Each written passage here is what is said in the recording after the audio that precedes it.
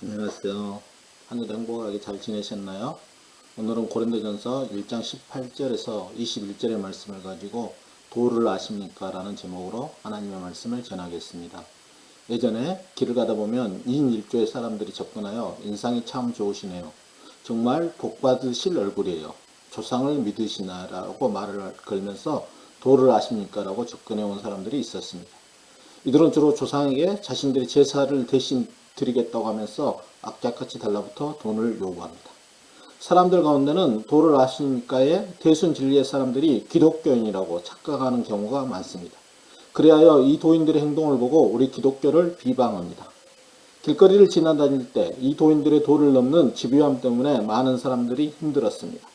이 도인들을 퇴치하는 방법이 있다고 합니다. 인상이 좋으시군요 라고 접근하면 이렇게 말하면 된다고 합니다. 남들은 재수가 없다고 하던데요. 또 그들이 어디 가서 이야기 좀 할까요? 라고 말하면 그럼 네가 쏘는 거야 라고 물으라고 합니다. 또 도를 아십니까? 라고 물으면 반말로 대답하여 도를 아십니까? 라고 말한 사람을 열받게 하라고 합니다. 만약 그 도인이 열받아 하면 웃으면서 아직 수행이 부족하시군요. 본인 도부터 더 닦으셔야겠습니다 라고 말하라고 합니다. 또 도를 아십니까? 라고 물으면 저는 도뿐만 아니라 내 미도 알고 있다고 이야기하라고 합니다. 우리 그리스도인은 도를 아십니까? 라고 접근해 온 사람들을 한 방에 제압할 방법이 있습니다. 도에는 도로 제압해야 하지요. 도를 아십니까? 라는 질문에 나는 최고의 도를 알고 있다고. 당신도 그 도를 들으면 그대들의 도는 아무것도 아님을 알게 될 것이라고. 그러면 그 도인들도 궁금하여 그 도가 무엇인지 물으면 이렇게 이야기하라고 합니다. 예수 그리스도. 오늘 우리가 읽은 본문에도 도가 나옵니다. 십자가의 도가 나옵니다. 고린도전서 1장 18절의 말씀입니다. 십자가의 도가 멸망하는 자들에게는 미련한 것이요 구원을 얻는 우리에게는 하나님의 능력이라. 여기서 말한 십자가의 도는 예수 그리스도입니다.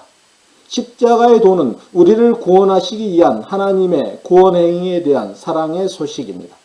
예수님이 십자가의 죽으심으로 말미암아 저와 여러분의 죄가 용서받게 되었습니다. 하나님께서 약속하신 것처럼 죄에는 반드시 하나님의 심판이 뒤따르게 되어 있어 선악과 사건 이후 저와 여러분은 죽을 수밖에 없는 존재가 되었습니다. 하나님은 자신이 만든 피조물인 인간이 잘 되기를 정말로 바라셨습니다. 하지만 죄를 범한 인간은 죄의 행벌을 받아 죽어야 했습니다. 여기에 하나님의 안타까움이 있습니다. 하나님은 죄인을 구원하는 동시에 선악과 언약을 맺으실 때 자신이 세우신 정의의 법칙도 훼손되지 않아야 합니다. 하나님은 신실하시기 때문에 하나님이 세우신 법칙은 반드시 존중되어야 합니다. 그렇다고 하나님께서 자신이 세운 정의의 법칙만을 주장하게 되면 자신의 피조물인 인간이 죽게 됩니다. 또 무조건적 사랑으로 죄를 지은 인간을 용서하면 하나님의 정의의 법칙이 무너져 버립니다. 여기에 하나님의 딜레마가 있습니다. 그래서 하나님은 우리가 상상할 수 없는 놀라운 방법을 찾으셨습니다. 그 놀라운 방법은 하나님 자신이 그 법칙의 희생자가 되시고 자신의 피조물인 인간은 살리는 방향으로 결정하셨습니다. 하나님은 자신의 유일하신 아들 죄 없는 예수 그리스도를 세상에 보내 모든 사람의 죄를 대신하여 뒤집어 쓰는 방법을 취하셨습니다. 하나님의 아들이신 예수님을 사람으로 우리 가운데 보내 십자가에 죽게 만들고 그 대신 죽어야만 하는 저와 여러분을 구원하셨습니다. 하나님께서는 우리의 모든 죄악을 예수님께 감당하게 하신 다음 예수님을 심판하십니다. 예수님이 우리가 하나님께 받아야 할 징계를 다 받으셨기 때문에 우리는 하나님의 징계를 피하게 되었습니다.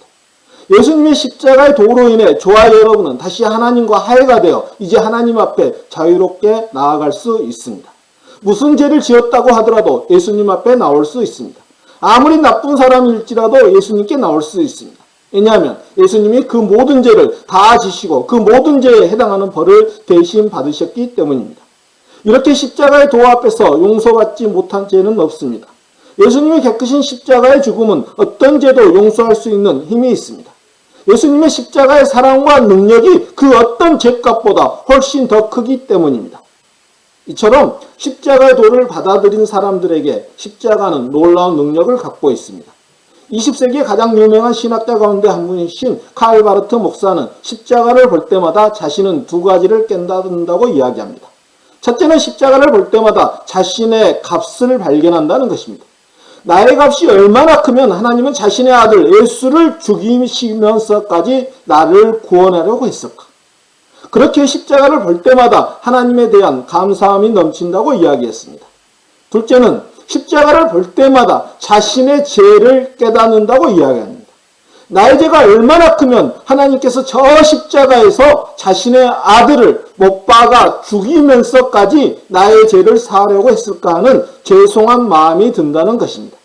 그래서 십자가를 볼 때마다 죄를 짓지 않기로 다짐한다고 이야기합니다. 이처럼 십자가의 도를 받아들인 사람들에게는 그리스도는 하나님의 능력과 지혜가 됩니다. 반면에 예수님의 십자가의 도를 받아들이지 못한 사람들에게 예수님의 십자가 사건은 미련한 것으로 보입니다. 한마디로 웃기고 말도 안 된다는 것이죠. 십자가에 매달린다는 것은 가장 고통스럽고 가장 수치스러운 처형 방법입니다. 그렇기에 그 당시 십자가형은 정치범이나 강도 같은 흉악범들의 처형 수단이었습니다.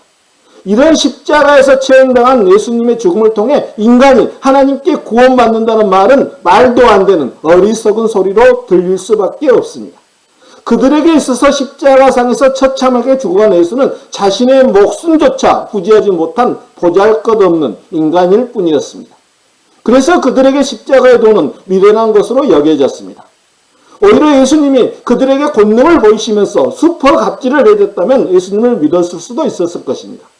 예수님은 이 세상을 한 손으로 제어할 수 있는 권능을 가지고 계셨습니다.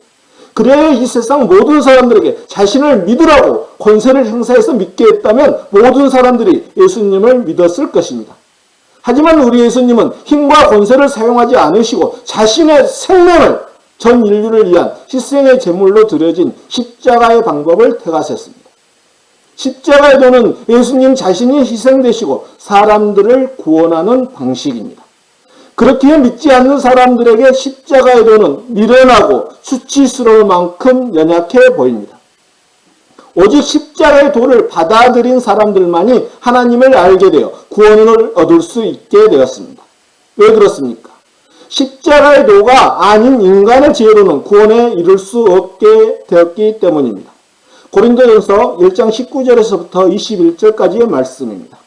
기록된 바 내가 지혜 있는 자들의 지혜를 멸하고 총명한 자들의 총명을 폐하리라 하였으니 지혜 있는 자가 어디 있느냐? 선비가 어디 있느냐? 이 세대에 변론가가 어디 있느냐? 하나님께서 이 세상의 지혜를 미련하게 하신 것이 아니냐? 하나님의 지혜에 있어서는 이 세상이 자기 지혜로 하나님을 알지 못하므로 하나님께서 전도에 미련한 것으로 믿는 자들을 구원하시기를 기뻐하셨도다. 하나님의 지혜와 이 세상의 지혜를 비교하여 설명합니다. 19절에서 바울은 이사야 29장 14절의 말씀을 인용하여 하나님의 구원 방법이 인간의 지혜와 총명에 있지 않다고 이야기합니다.